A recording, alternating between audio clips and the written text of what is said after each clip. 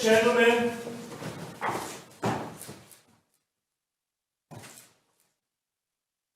Excellency, I report of about more than 150 representatives and guests of honor from different neighboring friendly countries, ready and interesting listed in your presentations.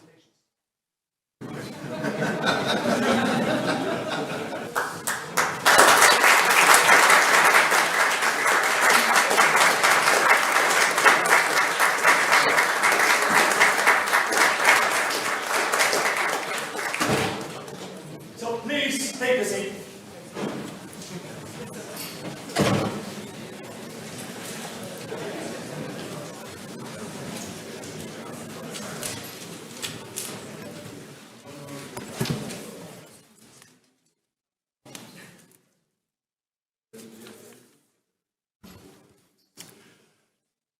Mr.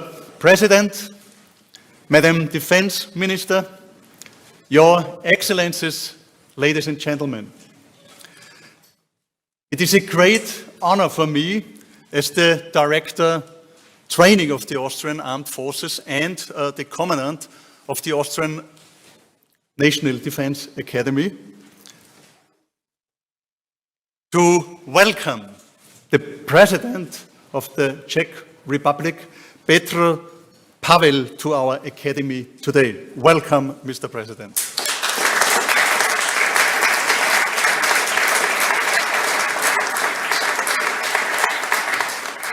Mr. President, welcome, and thank you for your willingness not only to give a keynote address on our freedom and security in a globalized world, but also to answer questions. I'm also honored to welcome the Austrian Federal Minister of Defense, Claudia Tanner. Welcome, Minister.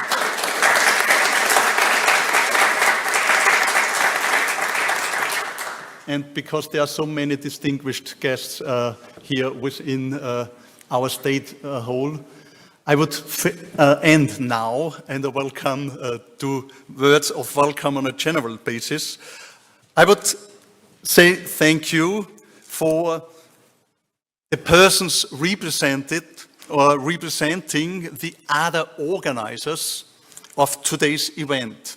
That is His Excellency Erich Csitkovits, the Czech ambassador to Vienna. Your Excellency, welcome.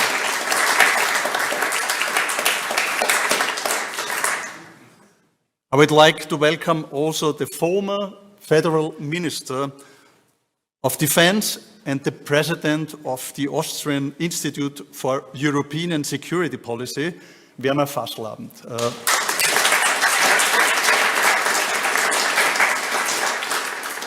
And last but not least, I would like to welcome the Ambassador Emil Brix, the Director of the Diplomatische Akademie Wien, the Vienna School of International Studies. Welcome. Excellencies, ladies and gentlemen, a warm welcome to all of you, to everybody who is attending today's keynote address here in person in our Sala Terrena or via streaming. The topic of President Pavel's keynote address could not be more topical. We live in very challenging times. The 24th of February 2022 forced even the most complacent Europeans to reassess realities and to take off rose-tinted spectacles. The German term Zeitenwende, a sea change, has been used. But the question remains whether the events of the past months were really unforeseeable or whether there had been indications which were either not seen or simply ignored. The globalist world we live in has offered many new opportunities, but has also produced new challenges. These challenges require that we stand together, that we defend and live up to our values. Close relationships built on trust are essential, especially or better, not only for small and medium-sized states. This is why events such as these evenings are so important. They illustrate the value of cooperation, of interaction, and of common goals. Ladies and gentlemen, Excellencies, without further ado, I would now like to give the floor to the President of the Austrian Institute for European and Security Policy, Werner Fasslabend, who will act as Master of Ceremonies. Thank you, Excellencies. Thank you, ladies and gentlemen. Minister Fasslabend, the floor is yours.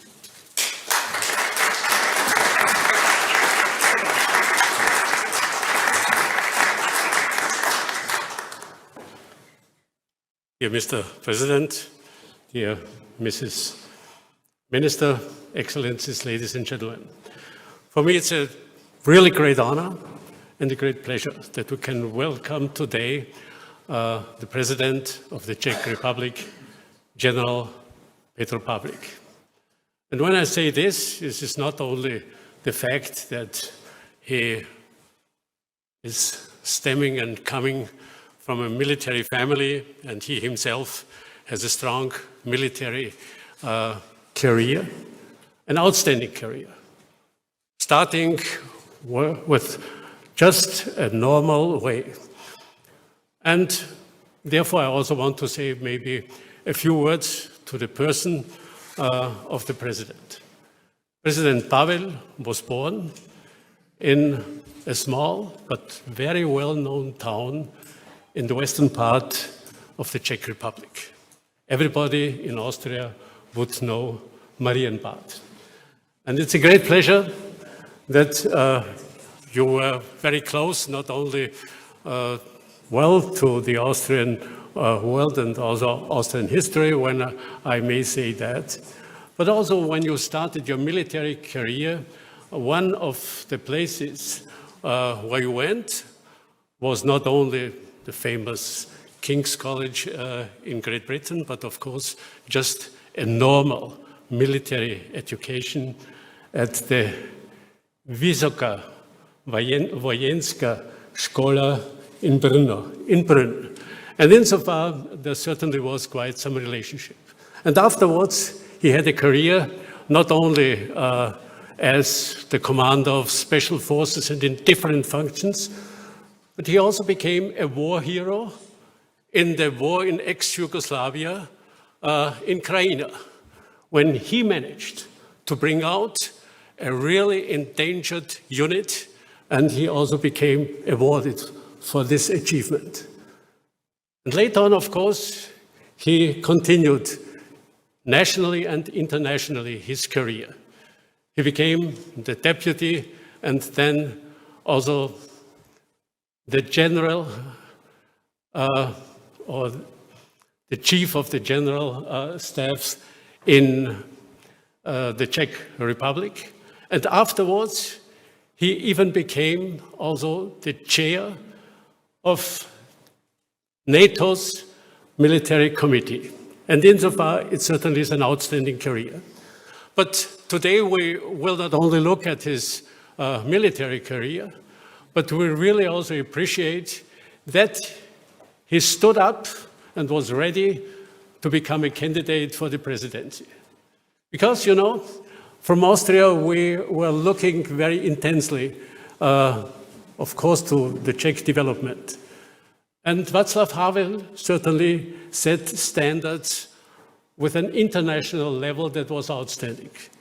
And we have the strong feeling that you are the right man in this place. And insofar, we really want to welcome you, Mr. President.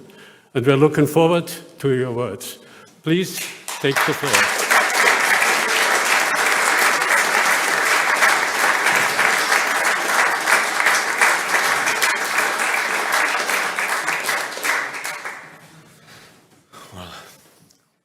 Mr. Fasslabend, thank you very much for your kind words. Let me tell you that wherever I am introduced to give a keynote speech, I have some hesitations because it suggests as if I have something of a key importance to say. So I would have to announce that it will not be probably so much a keynote speech, rather set of my remarks and observations to the topic, using my experience from my military service and also the privilege to serve in a number of countries, both in war times and peace times. If I am to address the title, Our Freedom and Security in a Globalized World, in which state it is, I would say it's shattered. We live in difficult times. When we look back 30 years and at the beginning of 90s, many, and I was among them, naively believed that the times of confrontation between the West and East are over, and that we are going to build a fully harmonical society and relationship between former enemies. We will start building prosperity in all our countries, and all of the tensions will be gone. In the Czechoslovakia at the time, we started getting ready for membership in the EU and NATO. We joined a program Partnership for Peace. And we even discussed broadly in this time that even Russia could become a part of Partnership for Peace initiative.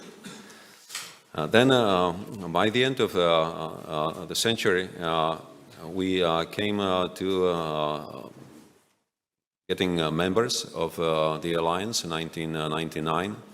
That was a great step ahead in our security and also prosperity, because not so many people consider membership in NATO as an entry ticket for investments to our economy.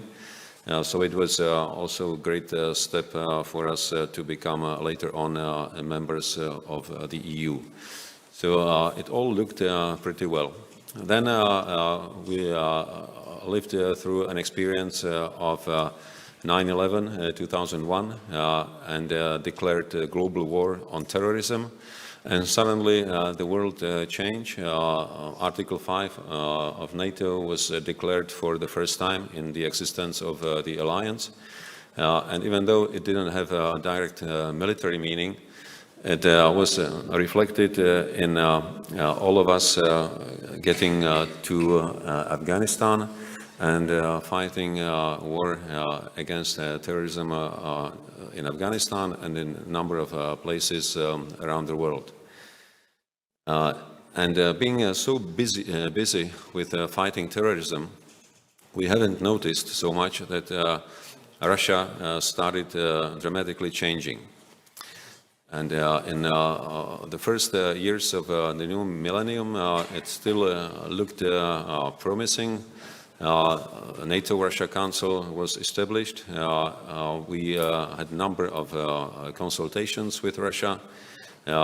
Russian delegation in NATO counted up to 53 people. There were regular meetings of NATO-Russia Council.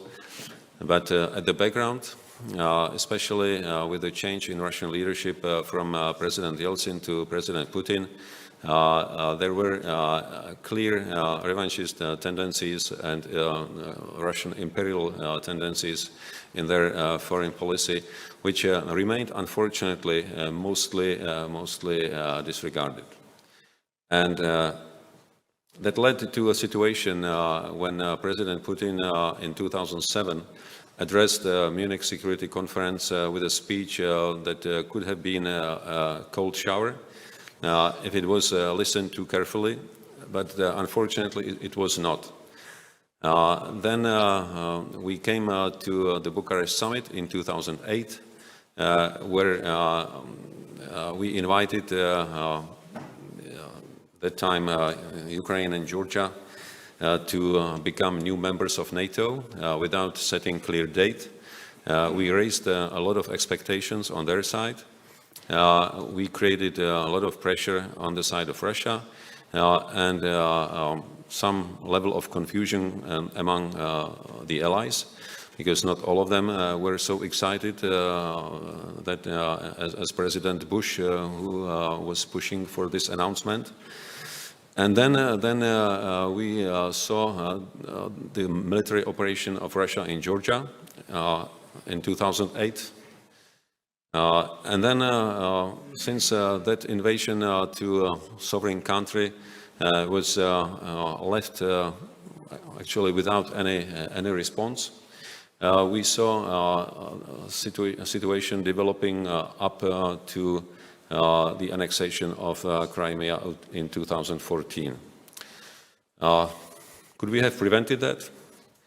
It's easy to say yes, but since we were mostly driven by hopes, not by strategies, we were still looking at Russia as a partner with whom we can talk, and we were hoping that Russia was at the same situation as it was at the end of the millennium, when Russia left accession of several countries to NATO without any reaction. So we were expecting automatically that that would be the case again. And since then, Russia has changed. President Putin managed to convince Russian population that the West is always setting the plots against Russia, that all the signs of friendship and straightforward approach were just, as Russians call it, maskirovka. And actually, the only thing that the West wants is to initiate colored revolutions, which Russia set as one of the greatest security challenges to Russia.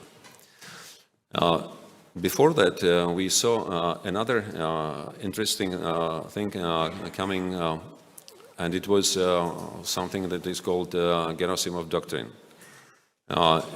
It's first not doctrine, it's not even a Gerasimov doctrine, but it's a way of thinking which was first introduced in 2010 in Russian military press and academia, and then it was articulated by Gerasimov in 2013.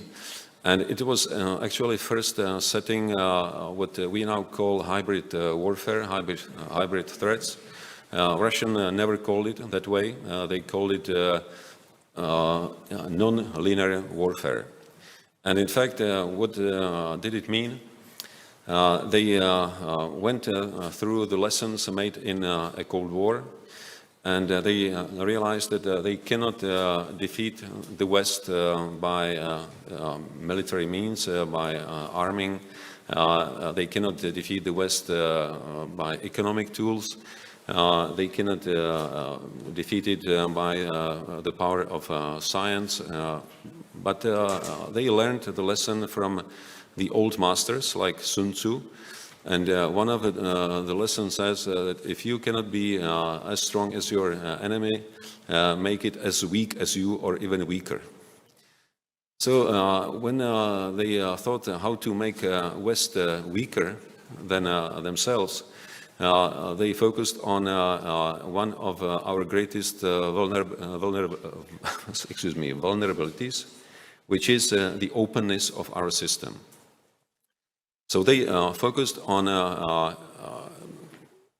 hitting us where we were the weakest, through the combination of tools coming from those being used by Russian intelligence services in the past, like psychological warfare, like special operations in the rear, like information operations, deception. But they combined it with new tools, especially information technologies and cyber operations. And they brought it all together as one big coordinated package, well centralized and well structured to focus on our weak points. And for us, at the very beginning, we thought that we simply don't have to do anything about it, because we believe that our societies were strong enough to withstand any such an attack, and that hybrid attacks actually are an invention of some of our analysts and not a reality. And it was good to observe from a Russian point of view that they were supporting this approach. And that's why a number of people in our countries still do not believe that there is something like hybrid warfare. Many of them even don't believe that disinformation campaigns are coordinated. Many of them even don't believe that cyber attacks are coordinated and structured from Russia. But they proved to be extremely effective.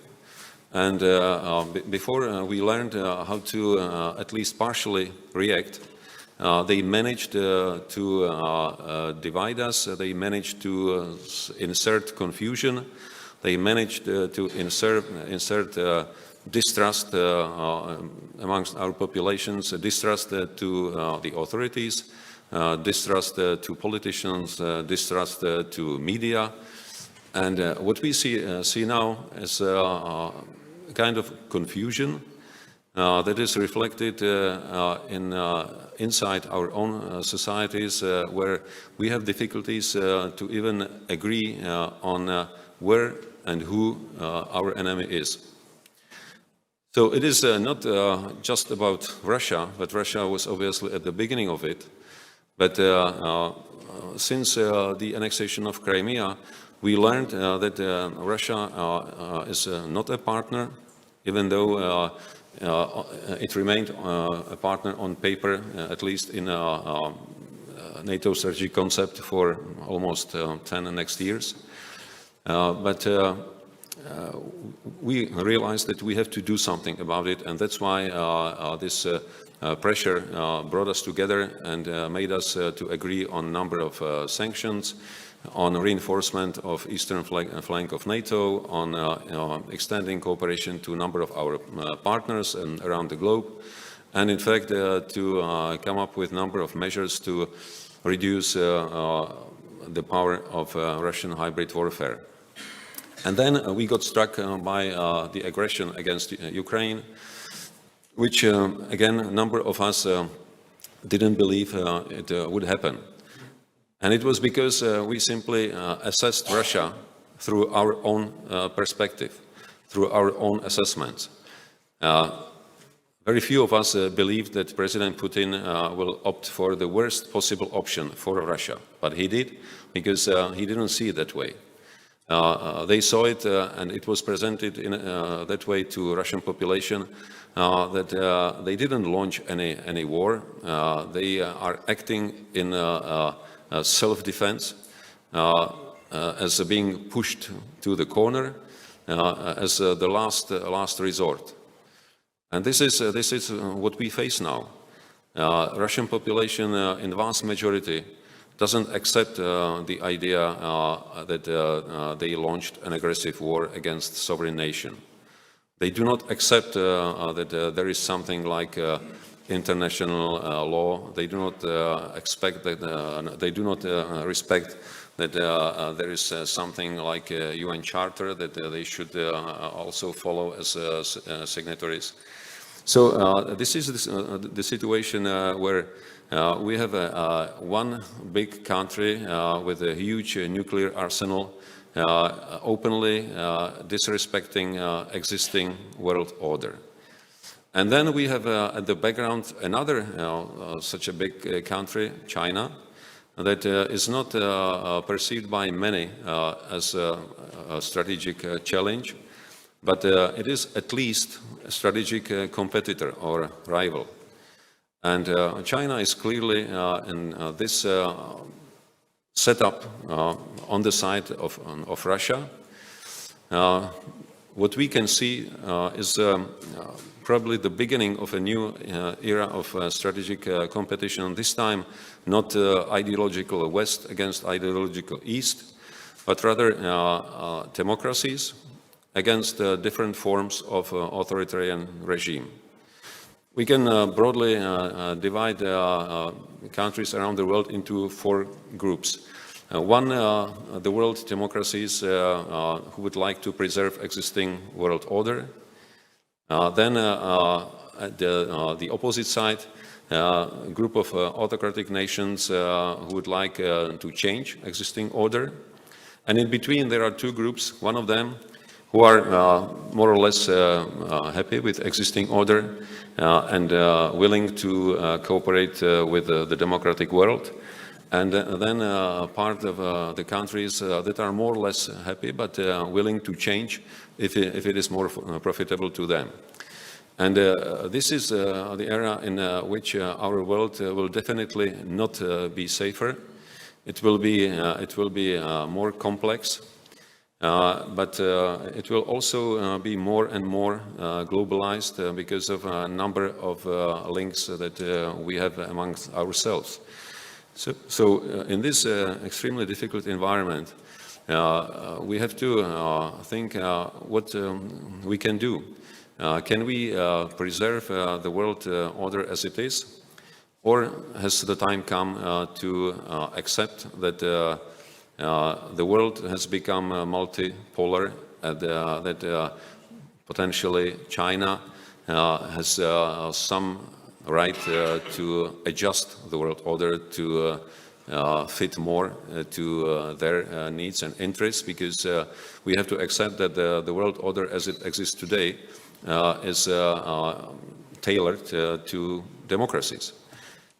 So the only way how we can preserve the world to some extent as we know it now is to stay united, especially stay united amongst the world democracies, wherever they are, and then extend our hand to all the nations willing to cooperate and willing to preserve existing order, or if to adjust it, then to adjust it in a negotiation, not to let anyone to impose the changes that will be against our interest.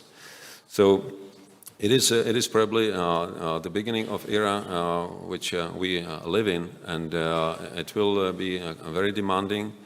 It will be extremely demanding for negotiations, for a willingness to listen and to understand.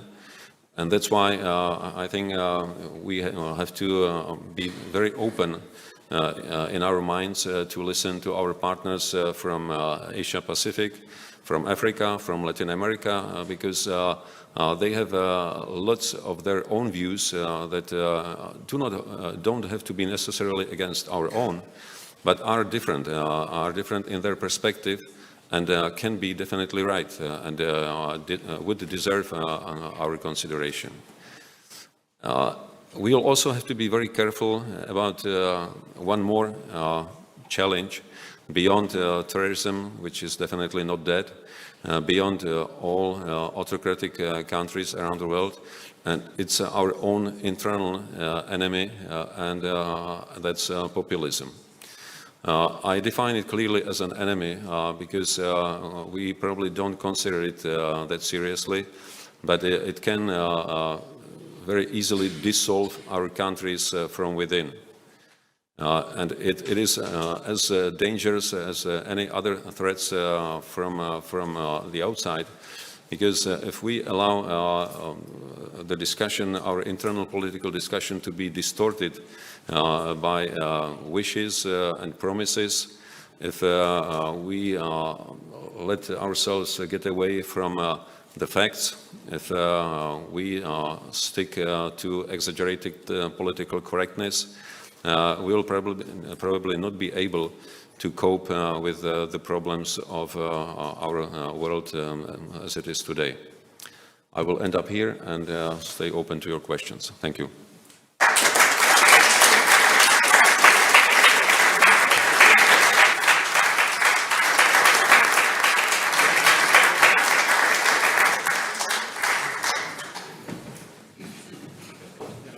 This discussion, we share this discussion on the one hand with Ambassador Brix, who has quite some experience as diplomat. He used to be Austria's ambassador in Moscow, but also in London.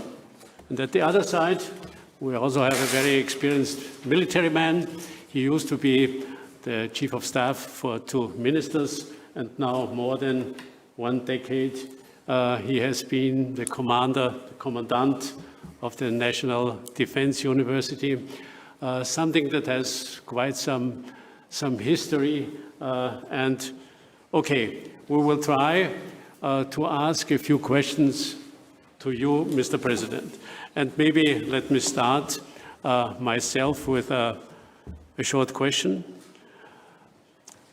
You visited Ukraine just the other day together with Zuzana Čaputova from Slovakia in order not only to get a picture but also to demonstrate solidarity. But you also made a few statements. One was that you said Ukraine doesn't have any longer the element of surprise it used to have in Kharkiv and in Kherson when it managed to overtake those 2 oblasts or regions. And you also gave sort of a little warning. You said, okay, Ukraine should not be pushed into a faster pace before they are fully prepared. And my first question, therefore, is, if you look at the situation now with your military eyes, and I would say, you know, you got those military eyes, maybe not from mother milk, but by father's milk. Okay, maybe how do you look at this strategic situation at the moment? And do you see a realistic chance for Ukraine to re-win, especially those 2 regions that were occupied by the Russians already in 2014, namely Donetsk and Luhansk on the one hand, and Crimea at the other side? You said it will be a short and a simple question, but a very long and difficult answer.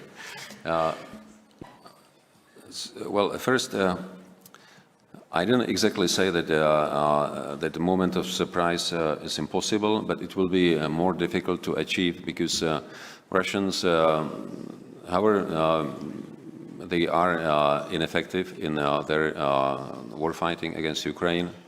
They are not entirely stupid.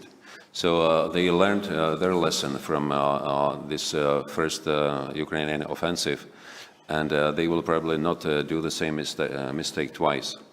They were building their defense lines continuously for at least 8 months. In hundreds of kilometers, they built 3 lines of defense with a number of obstacles, a number of minefields, a number of fire posts. It will be extremely difficult to go directly through this line without great casualties on Ukrainian side. I'm sure that Ukrainians are very much aware of it. So that's one moment. The other is about the pace. And I was trying to talk to Ukrainian leadership not to get pushed into hasty launch of the counteroffensive before they feel themselves to be fully ready. There might be some impatience on the side of supporting countries who would like to see some results. One reason is also to maintain public support for Ukraine, so that people in supporting countries don't expect this would go indefinitely. But at the same time, it will be Ukrainians who will be dying in this counteroffensive, and that's why it is necessary that the timing is theirs. And so that was my little piece of advice or encouragement to Ukrainians when I visited them. I also think that almost any development is possible. I mean, from let's say two opposites. One is that Russian military would collapse in Ukraine, and Ukrainians will be able to liberate all of the occupied territories, not just after the 24th of February 2022, but also those occupied in 2014. That's one side. The other is that their counteroffensive will be unsuccessful, and the situation will remain as it is right now, and it will be the basis for either preparing for another counteroffensive or start of negotiations. I believe that the real result will be somewhere in between. It is hard to imagine that the Russian military would completely collapse without resorting to using the tools that we wouldn't like to see, such as nuclear tactical weapons. It is also possible that Ukrainians will be able to liberate all of the territories occupied after last February, and at the same time they will realize themselves that it represents some basis for starting negotiation. But again, we shouldn't push them to such an understanding. It should be left entirely up to them where they start thinking about settlement, because it's them who are suffering thousands of casualties, it's them who are suffering tremendous material damage, it's them who suffered emotionally so much that even imagining that they should sit at the table with Russians is now beyond any discussion. So I think it is in our own interest not to let Russia prevail in this conflict. It is in our own interest to support Ukraine in bringing the situation to their own desired end state, and then assist them in rebuilding the country and rebuilding the system of European security again with peace negotiations, with new security arrangements, with potential new set of security guarantees, but it will all have to follow after the war fighting is over. Mm-hmm. Yeah, thank you. In your keynote, you mentioned three big challenges. The second was the rise of China.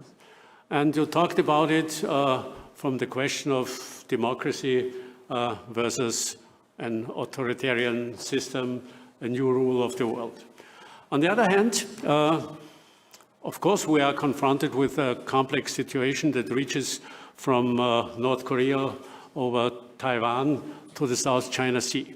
And you said already as president-elect, but before you overtook the office in the presidency, a strong signal calling the president of Taiwan, Tsai Ing-wen.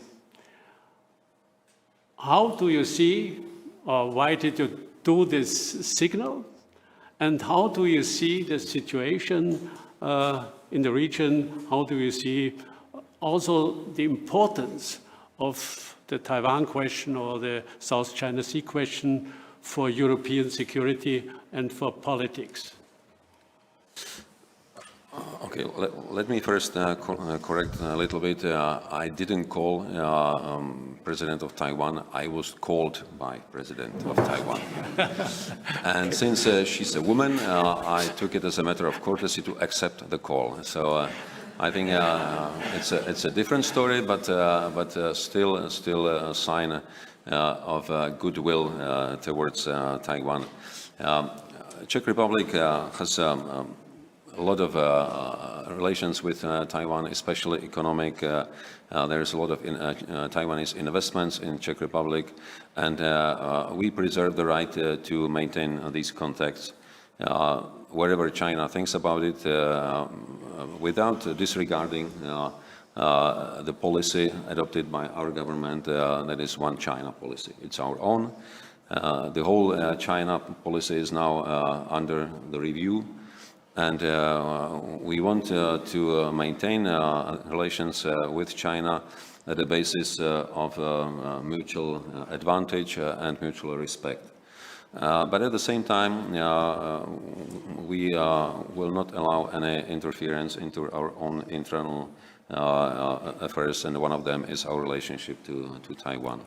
I'm ready to meet President of Taiwan at a convenient opportunity, not officially, not an official state visit to Taiwan or her visit to Czech Republic, but if there is a chance to meet her at the margins of some multilateral event, I don't see any problem of meeting her.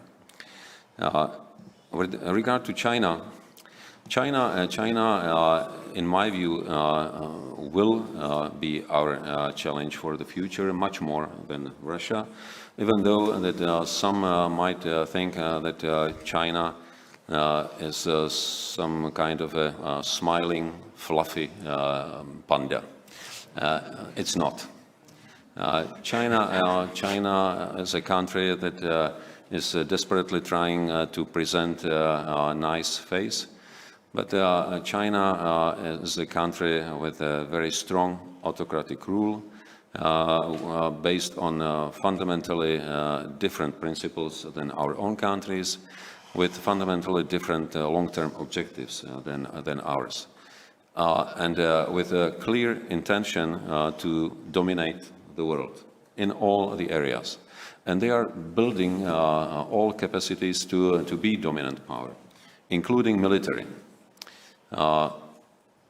Unlike Russians, who are or were boasting with every new piece of equipment, like Armata tank, when they produced first couple of them, they presented them on the Red Square and made the whole world believing that they rearmed all the land forces with this new piece of equipment. But they ended up with those 14 prototypes, and they were not even able to produce more of them to fight the war in Ukraine. China is not boasting with every new piece of equipment, they are doing it. So they are, for example, commissioning every year more combat vessels than all the NATO together. They are building tremendous capabilities in space, in cyber.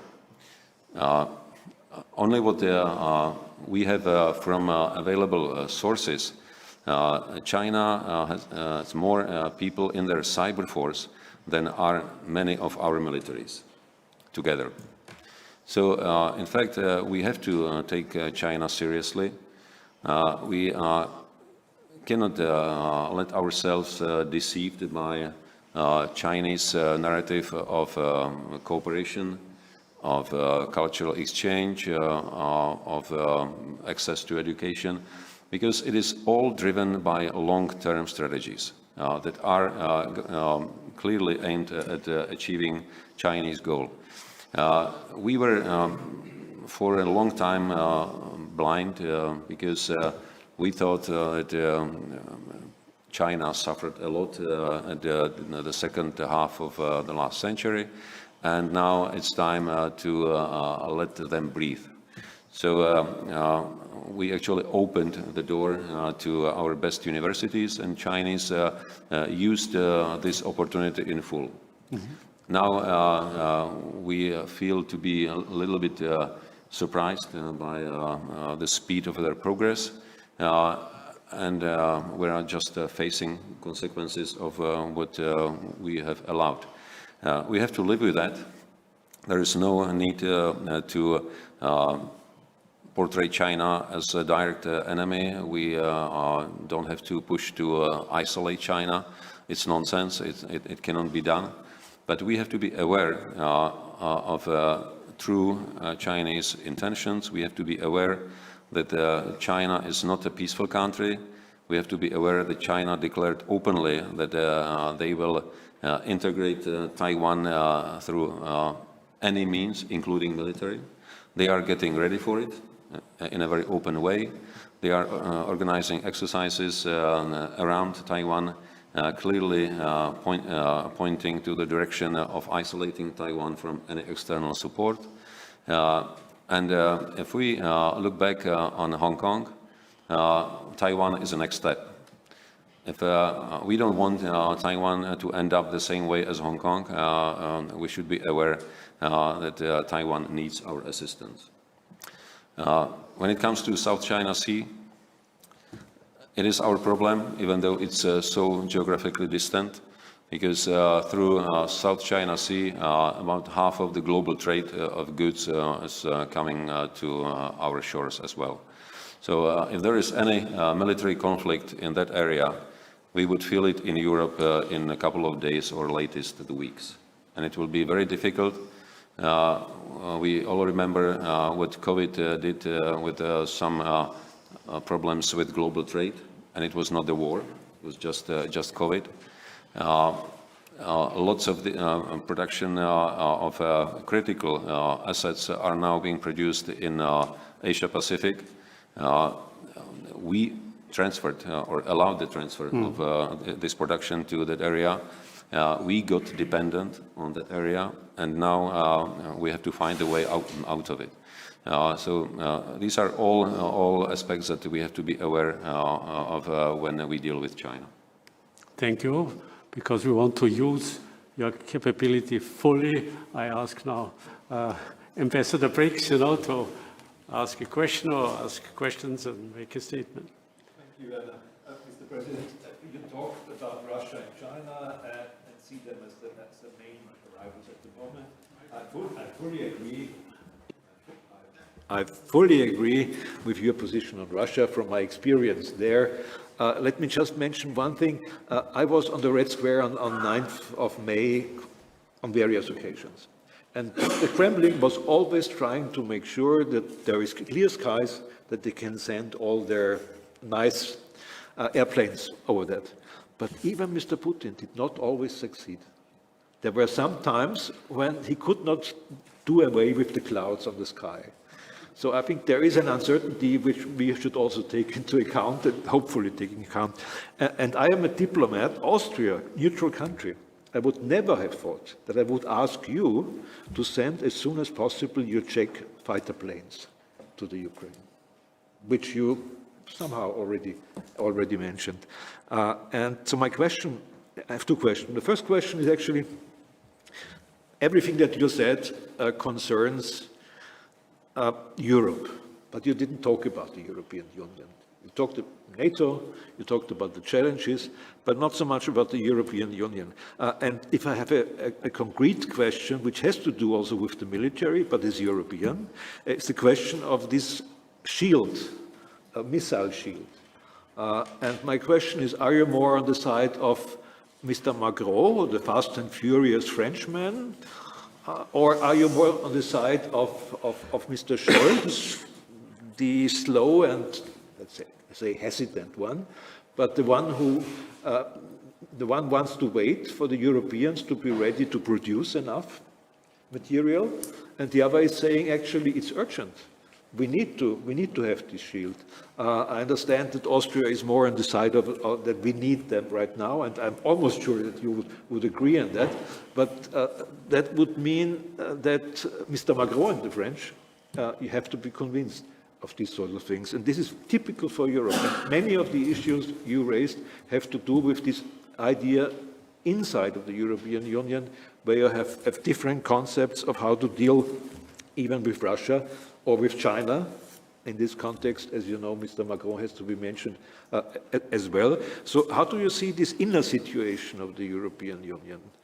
In examples and in general straight terms, what is your clear position how we can get our job together? Because you also spoke about democracies on the one side, but we have in the European Union countries where some people say they are not perfect democracies, and some of them are our neighboring countries, or one is a neighboring country at least, in this context.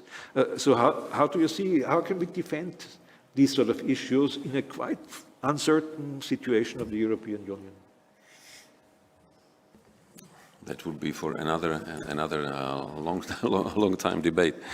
Okay, let me try to sum up and make it shorter. EU and NATO. I mentioned NATO mainly because NATO is structured and built to provide collective security.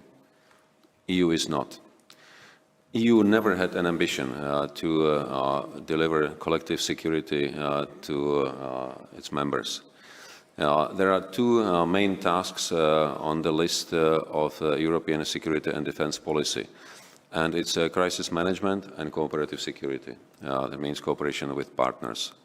And I believe it's the right division of labor. Because if EU has an ambition to provide collective defense, it will be clearly duplicating NATO with 2/3 of members of being in both organizations.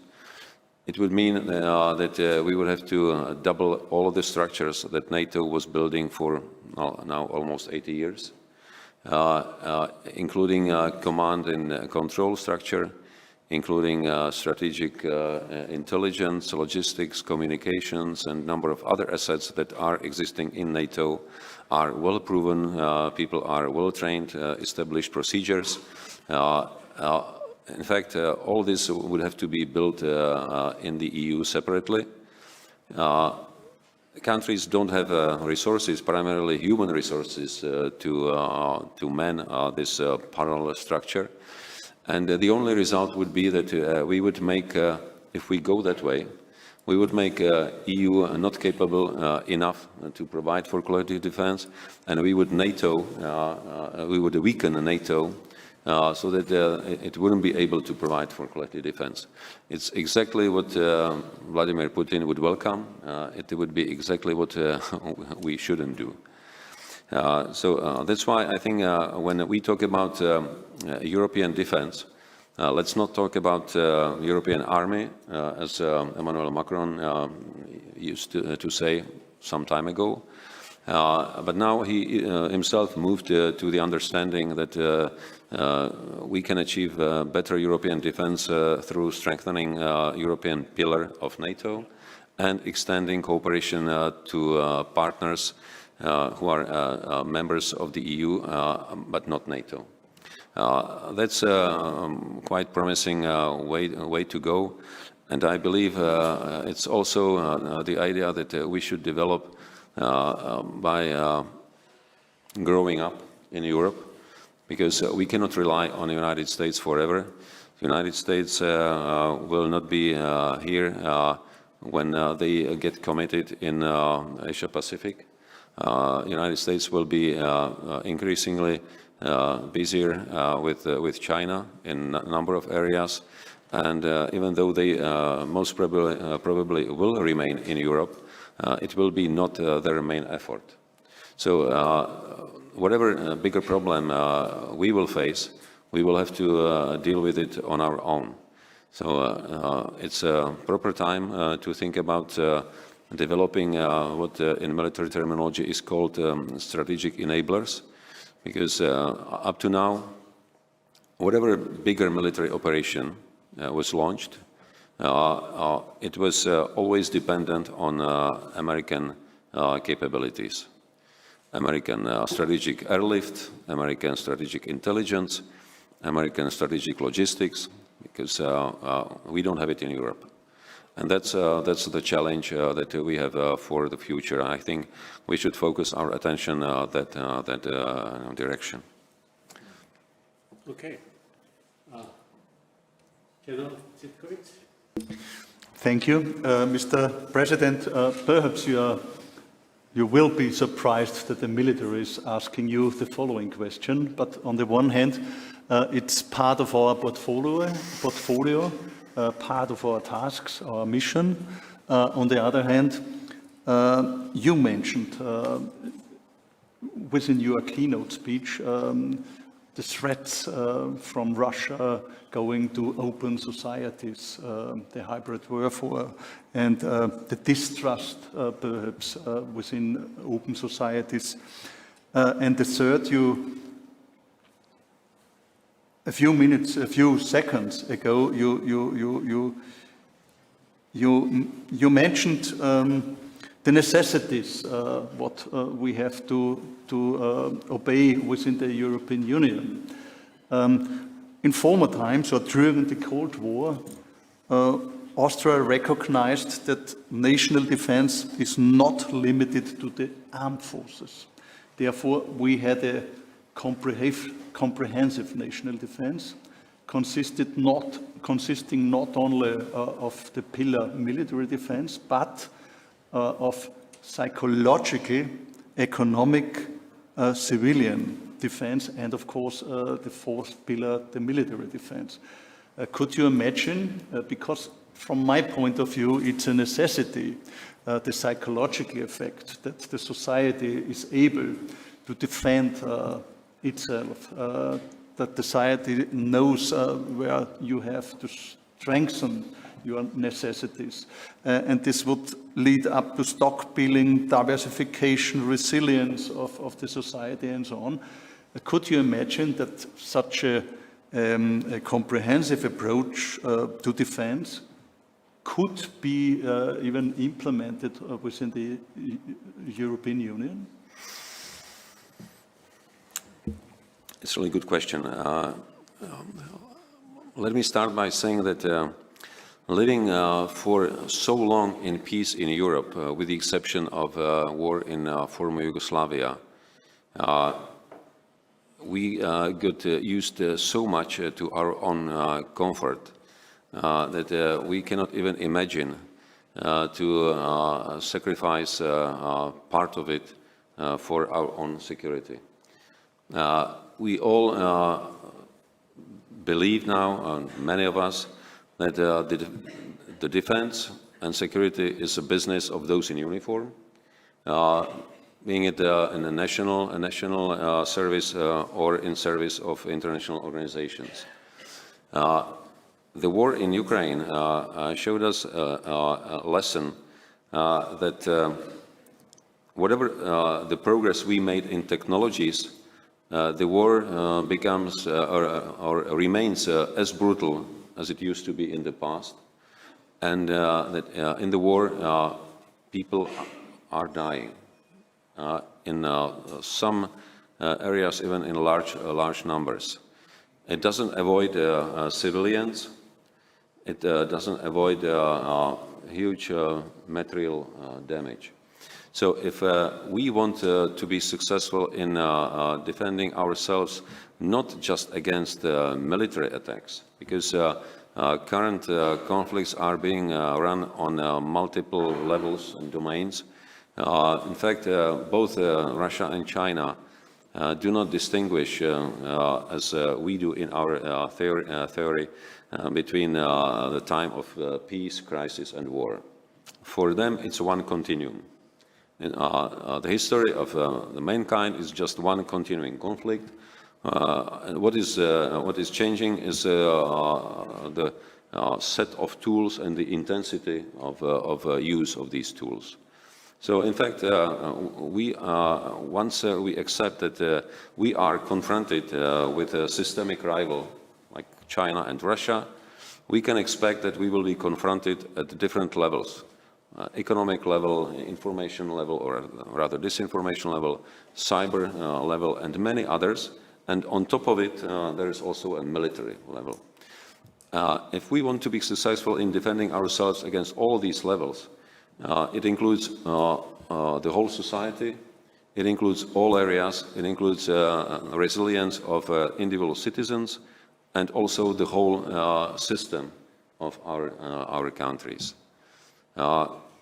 This is fundamental change.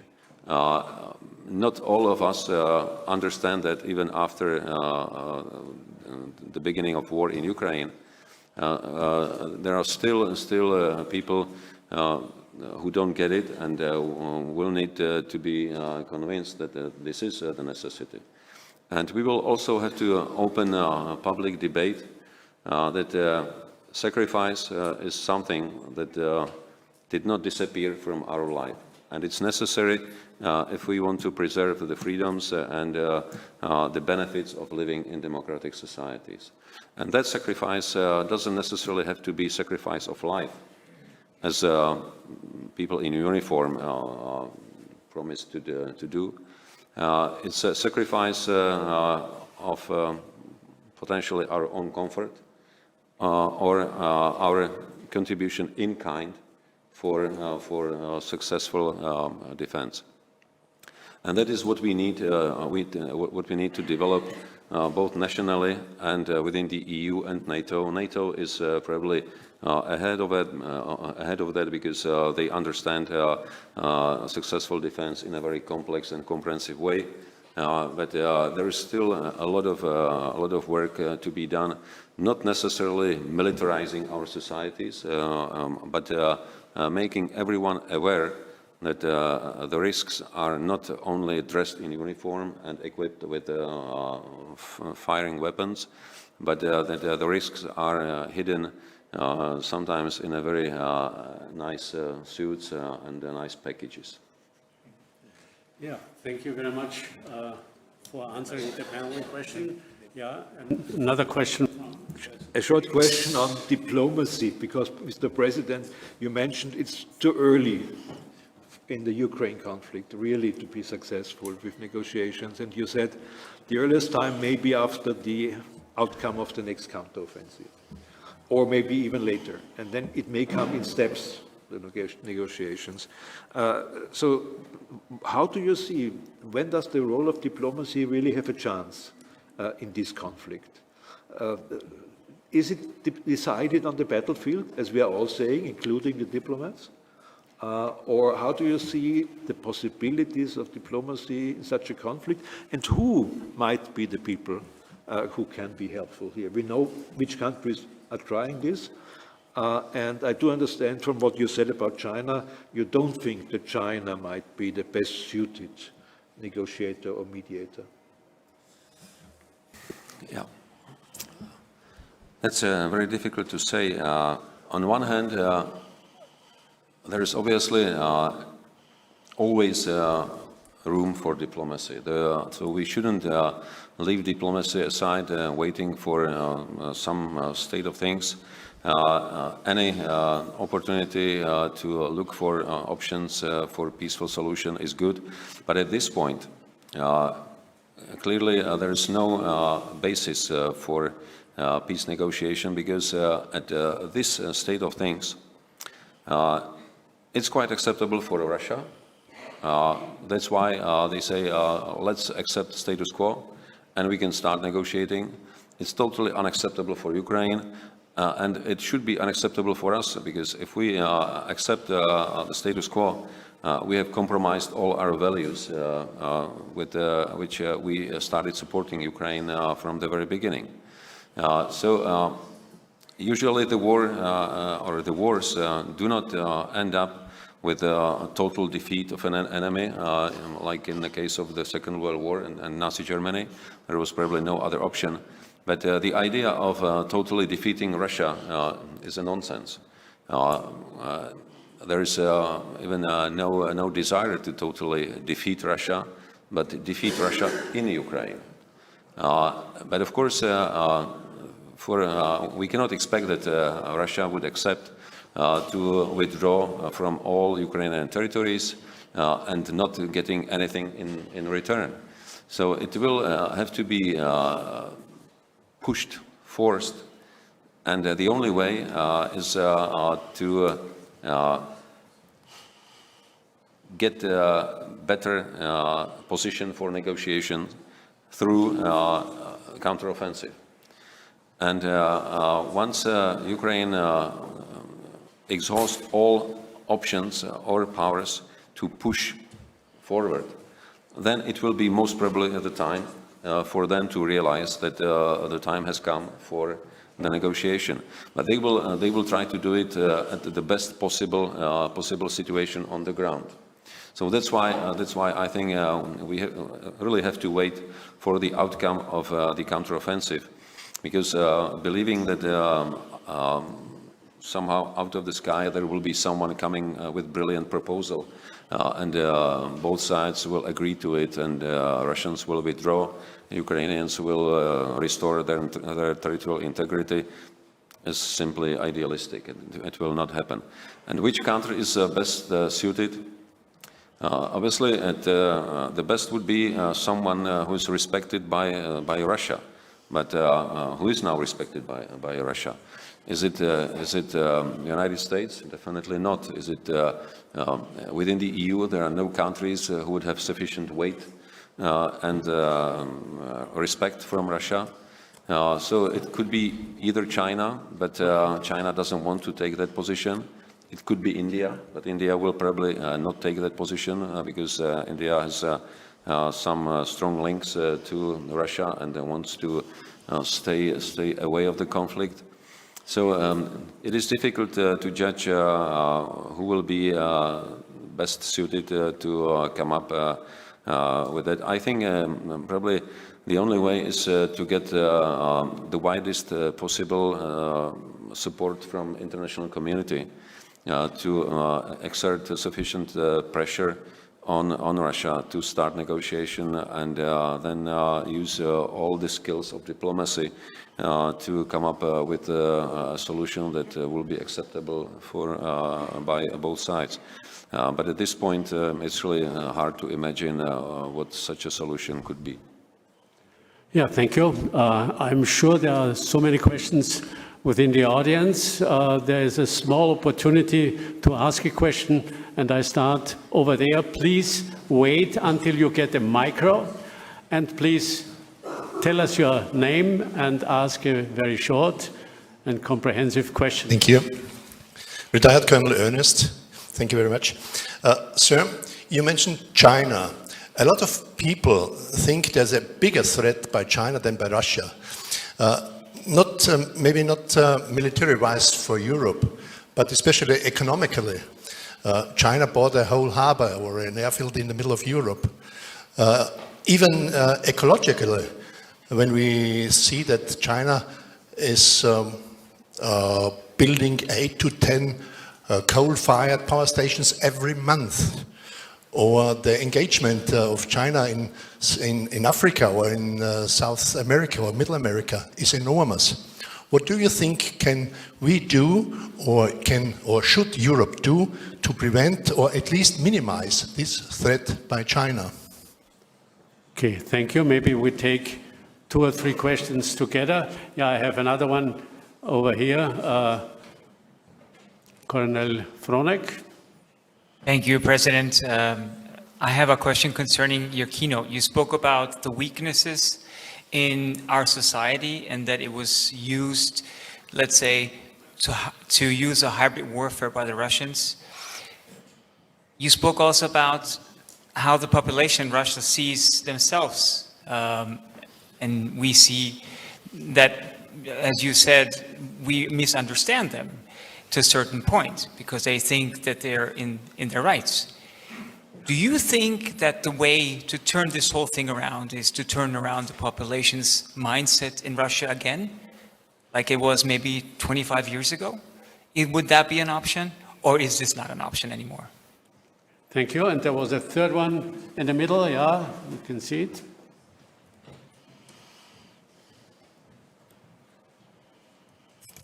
Thank you, Mr. President. My name is Guy Vinet. I'm a French former military and also a former OSCE staff. In other words, I am a has-been guy.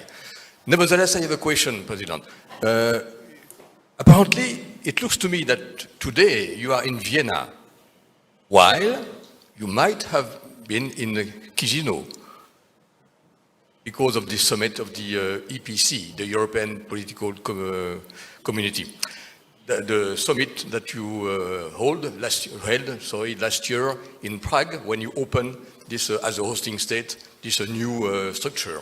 So my question is about what do you think about this structure, this new structure, and do you think that it is really added value regarding the field of security for the European community at large? Thank you very much. Okay, I close the list of speakers now, and maybe at the end I ask also my last question. You mentioned President Macron. Yesterday he was the star guest at Globalised in Bratislava, and you are absolutely right. He pleaded for a European pillar within NATO. Make it clear. My question is, what do we need in order to shape a European pillar within NATO? And how fast can we achieve it without risking Europe's role in the future? European commander. Yeah. Okay, let me start with China, economy and ecology. When it comes to Chinese economic power, I think the only thing we can do about it is to overcome our own friction points and go over differences among ourselves. Because if we compete between Europe and the United States, if we compete among ourselves within the EU, we are losing not only energy but also resources to compete with China.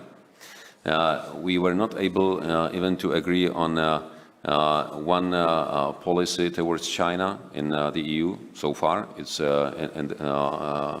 under say construction in the EU, but we are still not yet there to provide sufficient counterweight to China.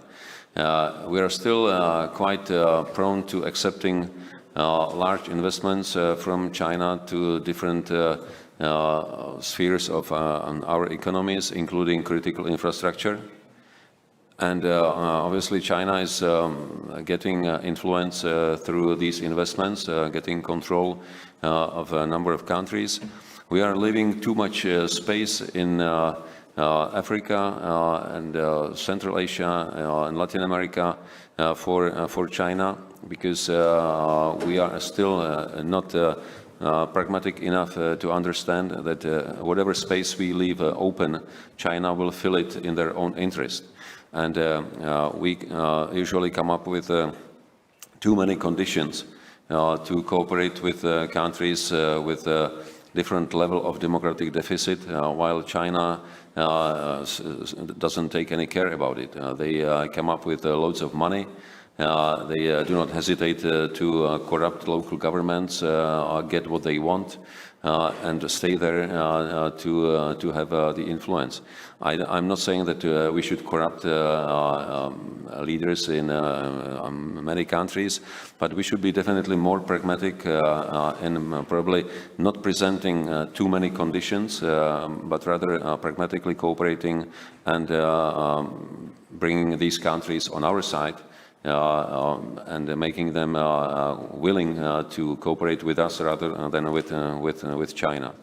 When it comes to ecology, I don't think that it is so bad with China, because when you look at the measures they are taking within China, They made a lot of investments into getting rid of pollution of the air, water. They are probably moving some parts of dirty industries into other countries. That's correct. But they are also quite active in all fora leading to taking more measures to control the pollution and production of carbon dioxide. So I think there is, at least the ecology is a good opportunity for us to cooperate with China. At least in this area we have common interest. Because polluted air and water doesn't stop at Chinese border, so they are aware that they have to be active in that area as well. Question on hybrid warfare in Russia and potential of change of mind in Russian population. I think many people were putting some hopes into young Russian generation. But when you look at the internal information coming from Russia, young Russians are convinced about the rightness of their approach in a similar way as a middle or a senior generation. So there is actually no much prospect for hoping that once they get older, this generational change will mean that Russia will become a better country. It will take a lot of time for Russian society to change. They have no previous experience with democracy, and actually they have a very distorted picture of democracy. When in the 90s, there were two big initiatives. One of them was called democratization. In Russian, they called it dermokratizatsiya. Dermo is a Russian word for an excrement. So, in fact, in Russian understanding, democracy is something rotten. And they are deliberately picking up from our open sources pieces of information that we criticize ourselves, and they make it a substance of Western democracy. So if you say in Russia that Western liberal democracies, it equals evil, nothing less. Russians generally admire the benefits of living in democracy, but at the same time they are so afraid of getting democracy at home that it will be extremely difficult to convince them that living in democracy is actually a good thing. Many of them don't want to be responsible for themselves. They are used to be led, especially being led by a strong leader, because it's quite convenient. First, you don't have to think. Someone will do it for you.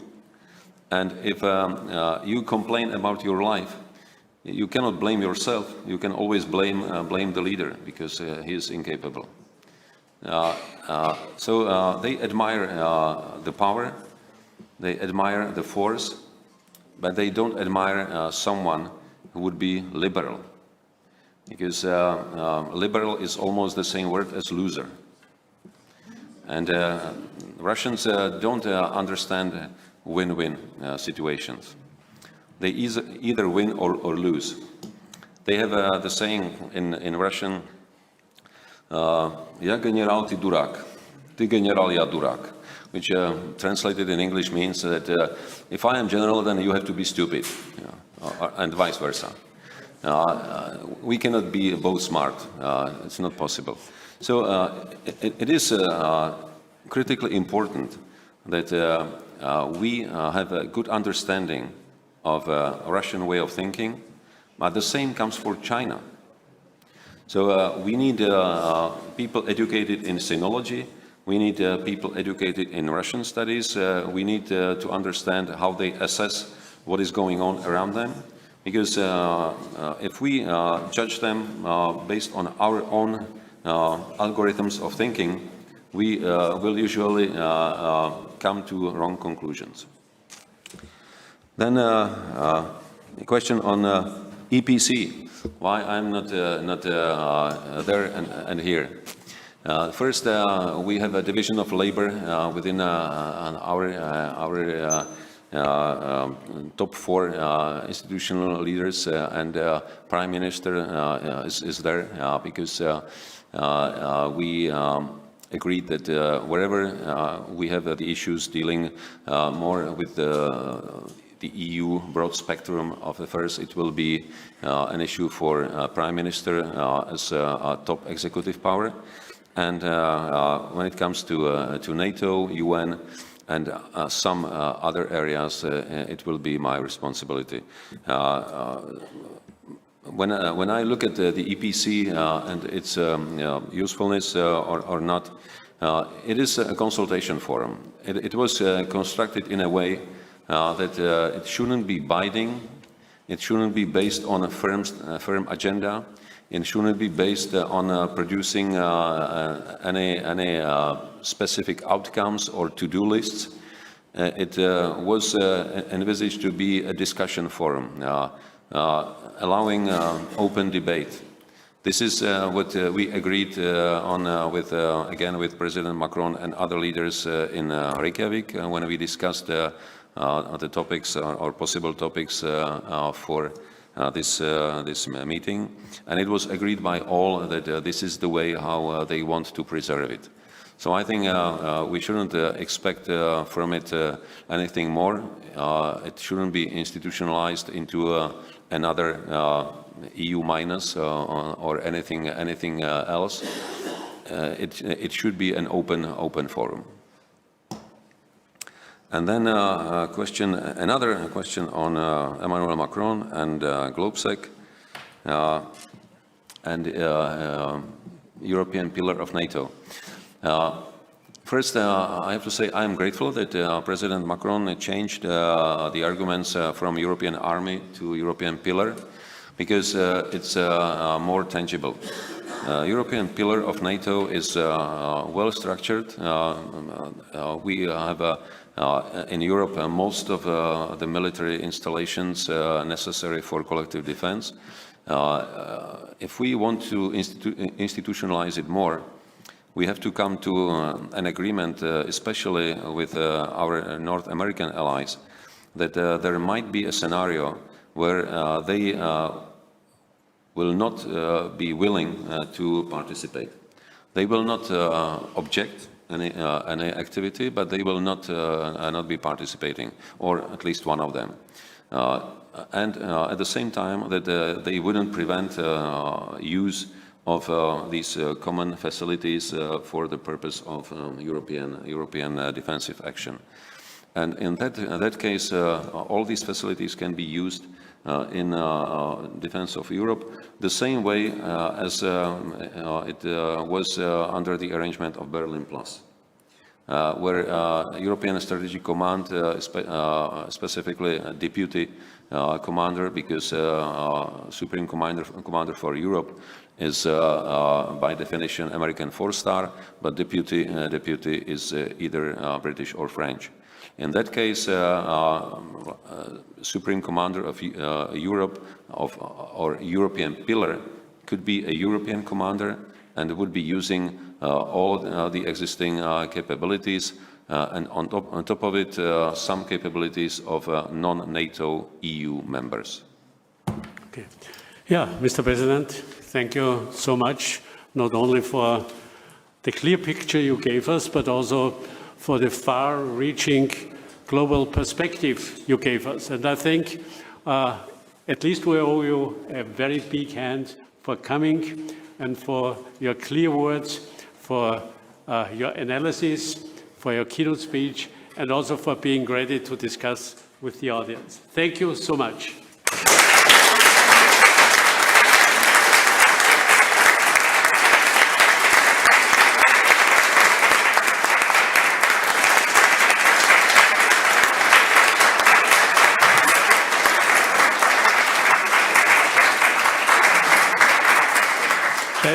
there is only one wish we can utter. We wish you a long and successful presidency. And be sure we got you.